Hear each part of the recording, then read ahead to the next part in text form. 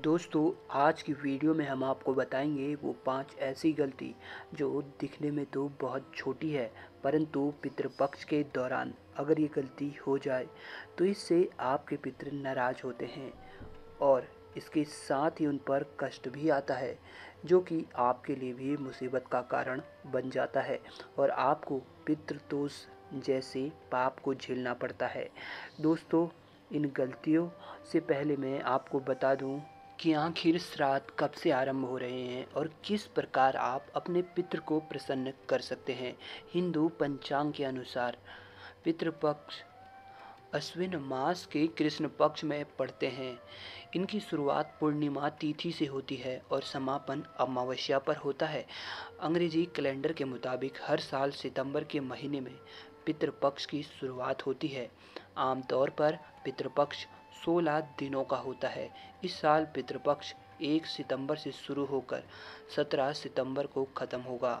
दोस्तों, 1 सितंबर पूर्णिमा का श्राद्ध, वहीं 2 सितंबर प्रतिपदा का श्राद्ध, 3 सितंबर को द्वितीया श्राद्ध और 5 सितंबर तृतीया श्राद्ध, 6 सितंबर चतुर्थी श्राद्ध के नाम से जानी जाएगी, 7 सितंबर पंचमी का श्राद्ध, वहीं 8 सितंबर षष्ठी का श्राद्ध, 9 सितंबर सप्तमी का श्राद्ध, 10 सितंबर अष्टमी का श्राद्ध, 11 सितंबर नवमी का श्राद्ध, 12 सितंबर दशमी का श्राद्ध, 13 सितंबर एकादशी का श्राद्ध और दोस्तों 14 सितंबर द्वादशी का श्राद्ध, वहीं 15 सितंबर त्रयोदशी का श्राद्ध, 16 सितंबर चतुर्दशी का श्राद्ध और 17 सितंबर यानी अंतिम दिन अमावस का श्राद्ध होगा।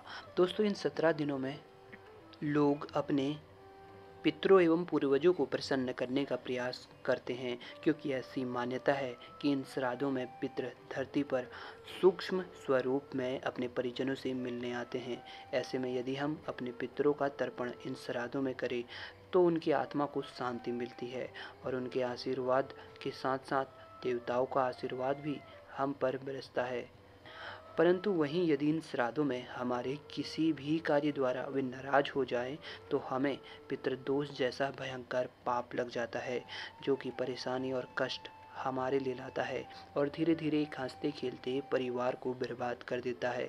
इसलिए खासकर इन श्राद्ध पक्ष के 17 दिनों तक आप इन 5 चीज़ों से दूरी बनाकर रखें, क्योंकि ये 5 छोटी सी गलतियाँ आप पर दुखों का पहाड़ ला सकती है और आपको बर्बाद कर सकती है। दोस्तों, हम में से कई लोगों को बासी खाने की आदत होती है, यानी हम खाने को फ्रिज में रख देते हैं, फिर 2-3 घंटे के बाद उसे खाते हैं। पर श्राद्ध पक्ष के इन 17 दिनों में आप ऐसा बिल्कुल भी ना करें, क्योंकि बताया गया है कि श्राद्धों में कोई पुण्य आत्मा के साथ धरती पर कुछ ऐसी आत्मा भी सक्रिय होती हैं जिनकी मृत्यु आकस्मिक हुई हो और जिनकी आत्मा को शांति नहीं मिली, जैसे कि दुर्घटना में कोई मारा गया या किसी ने अपने को फांसी लगा ली। क्योंकि इन आत्मा को तर्पण करने वाला कोई नहीं होता, तो ये भूखे रहते हैं। ऐसे में जब आप बासी खाना रखते हैं तो ये इन्हीं को अपना भोजन बना लेते हैं और जब आप उनके द्वारा ग्रहण किए इस भोजन को खाते हैं तो यह आपके लिए दुर्भाग्य लेकर आता है। साथ ही बीमारी और गरीबी जैसी परेशानियां आपको झेलनी पड़ती है।